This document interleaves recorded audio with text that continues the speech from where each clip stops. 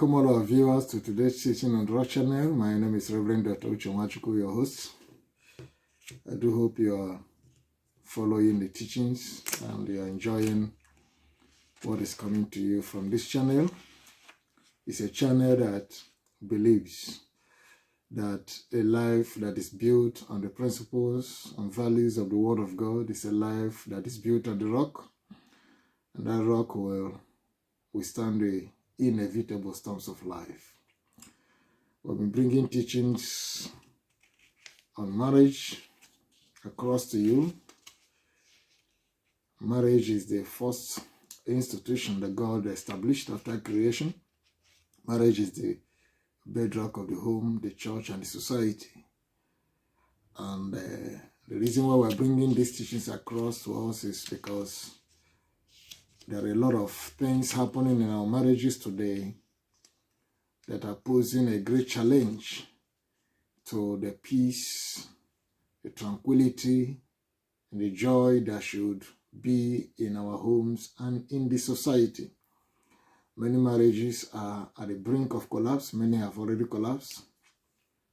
And there's a whole lot of pains and sufferings going on. And we want to reduce it, want to bring it to a barest minimum by trying to proffer solutions to marital crisis. That's the essence of these teachings. To proffer solutions to marital crisis, to present an alternative to divorce, to separation of couples. And so far we've been doing that. We are dealing with intimacy as an option or an alternative to divorce. If you have been missing any of our teachings, starting from the origin of marriage till date, you can always get across them through our YouTube link. There you have all the teachings. In our last teaching, we reviewed the general benefits of intimacy, which we put under 6 points. But today we want to begin to look at those benefits of intimacy, considering each type of intimacy. Invariably, we want to look at the various types of intimacy and find out what benefits they have in our marital relationship. This will help the couples to know where to channel their resources to and how to get the best out of their relationships. And so, when we begin to look at the first one, the emotional intimacy, benefits of emotional intimacy. So, apart from the one that was mentioned under the 6 cardinal benefits of intimacy, the general intimacy, number 1, emotional intimacy encourages true and wholesome communication. True and wholesome communication. Bearing in mind that emotional intimacy brings the minds of the couple together. It gives them the ground to listen to one another and to understand one another, especially from the other person's point of view. You know, because they are linked together, because their minds are yoked together, because they understand one another, they can easily pay attention to one another. They can easily get to understand what the other person is saying from that person's point of view, not from your own point of view. This is very important. By this, it eliminates unnecessary argument. There will be no shortwave pattern of response. Being able to pay attention to what your spouse is saying and understanding what he or she is saying, makes the communication very easy. This is possible when the minds are yoked together under emotional intimacy. This is one of the very major benefits. Number 2, or the B, emotional intimacy enhances respect between spouses. Now, since the spouses are knit together in mind and understanding, there is no room for bitterness or rancor. No, bitter exchange of harsh words and insults are minimized to the barest. It is reduced to the barest minimum. They can readily give and take respect, from each other.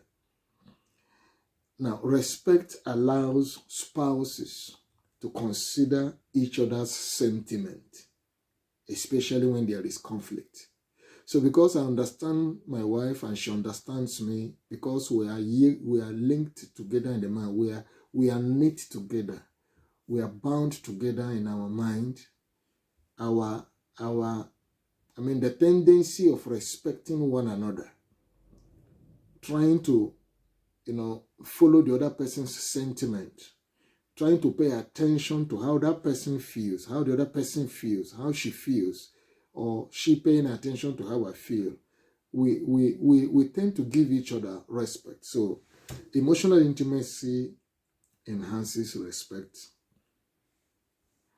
between spouses. Number C, under emotional intimacy, couples enjoy realistic expectations. Now, when we were looking at the trouble spots in marriage, we saw that one of the things that could cause trouble in marriage is when the expectations of spouses are not, being met. They are not seeing it realistic. Maybe before I entered into marriage, I had in mind that my wife will do this, she will do this, she will be this kind of person, she will behave like this. And along the line of our relationship now, our marital relationship, I'm not seeing those things coming up the way I thought it could be. It could dampen my mind. It could make me to begin to feel, regret and want to pull out of that relationship. Now, when the couples are emotionally knit together, it helps them to accept each other's limitation. Okay, my wife cannot, it's not meeting up with what I thought she will do, or she's not whom I thought she will, she was. Okay, now I have seen the reality of who she is.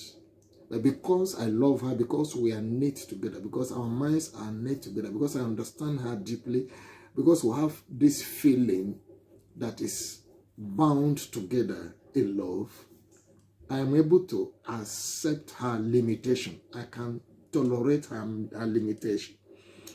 I can be able to not just only accept or tolerate her limitations, I can also try to, try to do something that will, boost her person. So, emotional intimacy helps couples to enjoy unrealistic limitations. Limitations that are not realistic, they can still be able to bear with it. They can still be able to tolerate it. They can still be able to move on together, even when those expectations are not coming up. Because they can understand one another's limitation and support one another, help one another to cushion those limitations. So this is one of the very good benefits of emotional intimacy. Number D, emotional intimacy creates transparency and authenticity. Now, under emotional intimacy, couples don't have anything to hide from one another. There is openness.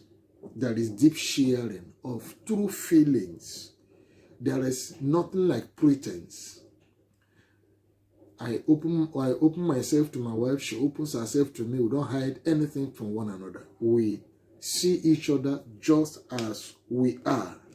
And under this atmosphere, it helps us to be transparent, and it puts solidity. It puts a stamp on our relationship. We are solid together when we are open to one another, when we can see through the minds of one another. This is transparency in action. So I'm not hiding anything from her. She's not hiding anything from me. I'm not withholding anything from her. Every necessary information that she needs, she gets it from me without me trying to paint it blue or black. So this helps the couples to ride on the wings of trust. And where there is trust, there is transparency, and the relationship is authenticated. Very, very important. Number 8, emotional intimacy helps couples to tolerate and overcome challenges. Now, challenges are part of the game of life. It's part of the journey of life. They will surely come. And when these challenges come and the couples they are running parallel lines, they'll find it difficult to be able to withstand or confront that challenge or solve that problem. But because under emotional intimacy, their minds are knit together, they understand one another, they see through one another's mind, they are yoked together, they can be able to join forces together to confront whatever challenge that comes across that relationship. We are meant to know that two are better than one. The book of Ecclesiastes makes us to know that two are better than one. Now, when two people are knit together, they pull their forces together, they pull their strength together, they're able to stand by one another, they're able to pull their ideas, their resources together and confront whatever challenge that comes their way. They can be able to do what I call fighting a good fight as a couple. A good fight as a couple. This is one of the benefits of emotional intimacy. Number E, which is supposed to be the last one for this point, is that emotional intimacy builds self-confidence.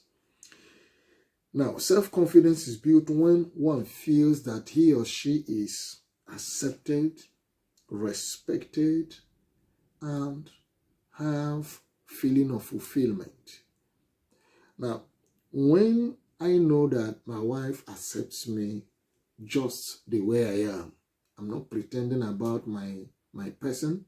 She knows me and sees me the way I am, and she's willing to accept me in the way I am as a man, it will give me great confidence. It will make me to be manly. It will make me to carry out my duties as a man without trying to, patch up here and there.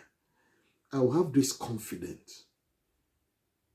I will have this confidence within me. I'll be confident enough as a man. And she too, if I am able to accept her the way she is, not minding her limitations and whatever that may look, contrary to what I had expected of her, I accept her the way she is and I give her respect based on who she is and what she is without minding.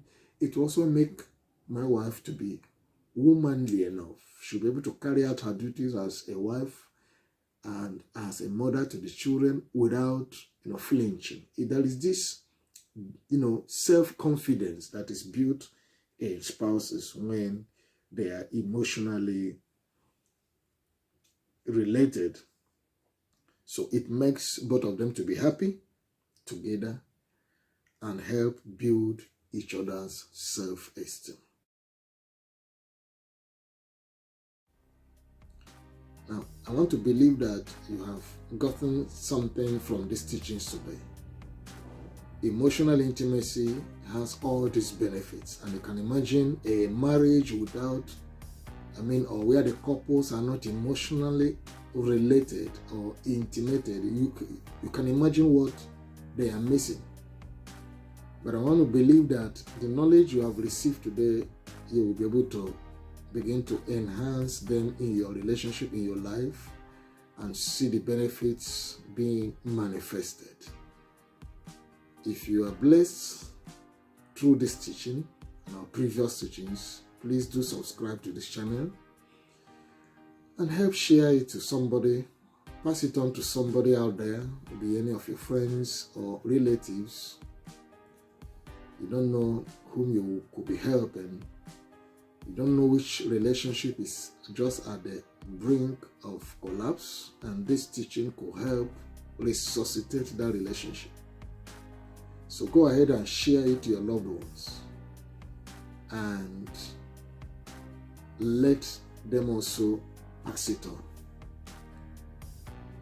Until in our next teaching, we'll be looking at the spiritual intimacy, the benefits of spiritual intimacy. And from there, we'll move on to the physical intimacy, and as the Lord will lead. So until then, God richly bless you, and I wish you a marital bliss.